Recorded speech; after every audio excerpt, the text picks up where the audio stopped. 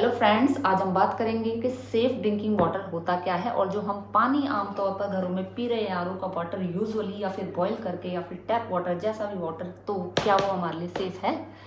Actually ministry of drinking water and sanitation ने बहुत सारी केमिकल्स की एक लिस्ट और उसकी प्रेस्क्राइब्ड रेंज निकाली हुई है कि इतना इतना प्रेस्क्राइब्ड रेंज में पानी है, पानी में ये चीज़ें होंगी तो वो एक सेफ ड्रिंकिंग माना जाएगा और ऐसा पानी जो है बैक्टीरिया फ्री होगा।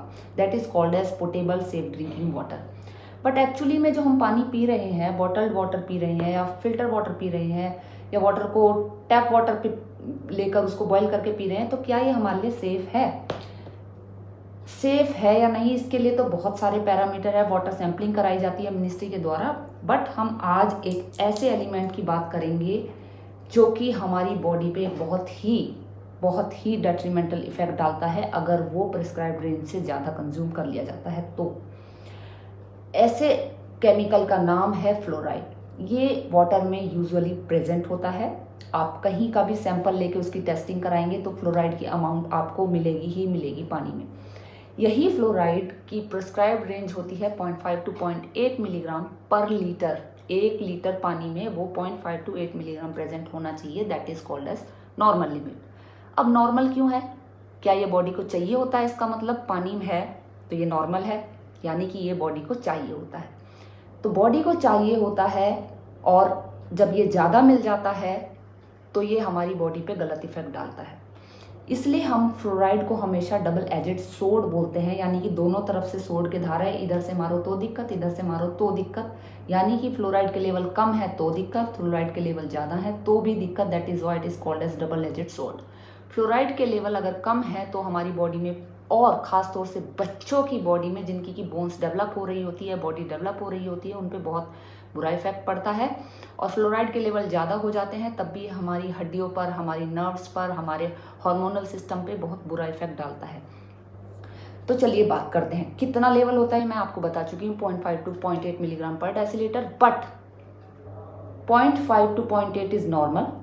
अगर आपकी पानी में इसकी लिमिट 1.5 मिलीग्राम पर लीटर से ज़्यादा हो गई है तो it lead to dental fluorosis, जिसमें कि आपको मॉटलिंग, डिस्कलरेशन, ब्राउन कलर का हॉरिजॉन्टल लाइंस अपीयर होनी शुरू हो जाती है दांतों पर, स्पेशली फ्रंटल इंसाइजर टीथ्स पर, जैसे कि आप इस पिक्चर में देख सकते हैं।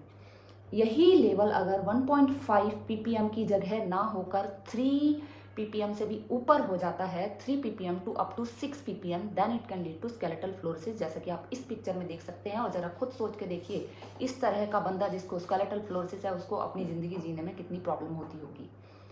तो इसीलिए मैंने आज ये वीडियो बनाई है ताकि आप लोगों को थोड़ी जानकारी मिले और आप सेफ ड्रिंकिंग वाटर की तरफ अप्रोच लेकर आ पाओ, पूरी कोशिश कर पाओ कि आप एक्सेस या फिर लेस फ्लोरीन, डबल एजेड सोड जो कि है, एक्सेस और लेस फ्लोरीन दोनों से ही बच पाओ और एक safe amount of fluorine ingest कर पाएंगे। ठीक है, यही फ्लोरीन अगर 6 ppm या फिर हम कह सकते हैं 6 मिलीग्राम पर लीटर से ज़्यादा हो गया, then it can lead to crippling fluorosis all over involving all the bones of the body, different bones of the body. It can lead to crippling fluorosis, और जिसमें कि बंदे की हालत बहुत ही सीवियर हो जाती है। बंदे को अपनी एक्टिविटीज़ ऑफ डेली लिविंग वो सब करने में बहुत ही दिक्कत होती है और उसकी ज़िंदगी बहुत ही खराब नर्क की तरह बन जाती है। फ्लोरोसिस से बचने के लिए एकमात्र तरीका यही है कि आप सेफ ड्रिंकिंग वाटर लें, बिकॉज द वाटर, ये वाटर जो है, ये पानी जो है, this is the only source of fluorine for Mankind. इसी पानी के थ्रू हम फ्लोरीन को इंजेस्ट करते हैं। जो अदर सोर्सेज हमारी खाने में होते हैं या पीने की चीज़ें होती हैं उनमें फ्लोरीन नहीं होता है, ऑलमोस्ट नील होता है। तो पानी के थ्रू ही हम अपनी बॉडी में फ्लोरीन इंजेस्ट करते हैं। बोलते बोलते भी गला थक गया थोड़ा। Let me take some water.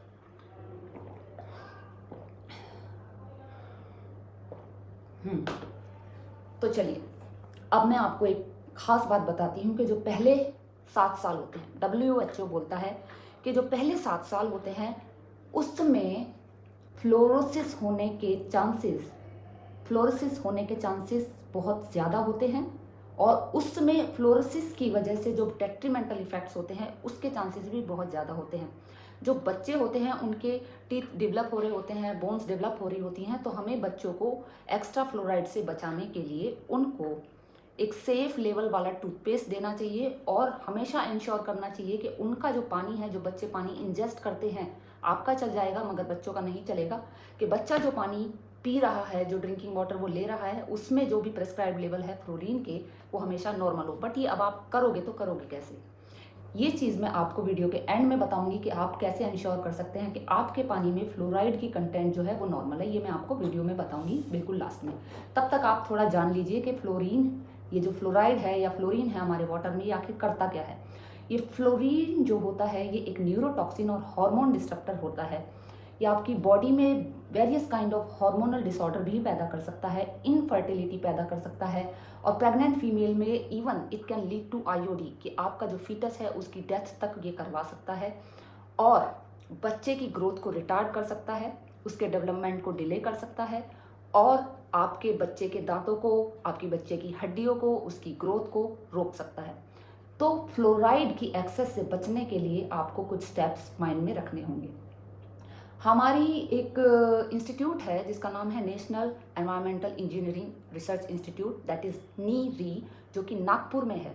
उसने एक टेक्निक बताई है that is called as Nalgonda technique. उसमें उसने कुछ चीज़ें बताई हैं करने के लिए जिससे कि आप वाटर से फ्लोराइड को रिमूव कर सकते हैं। क्या ये फिजिबल है घर पे करना, वो हम देखते हैं, ठीक है। इसमें सबसे जो चीप टेक्निक है that is the use of alum, यानी कि फिटकरी, that has the major role in removing the fluoride from water. जो फ्लोराइड के मॉलिक्यूल्स होते हैं ये नेगेटिवली चार्ज्ड होते हैं और इसमें बहुत कैपेसिटी होती है to oxidise anything in body.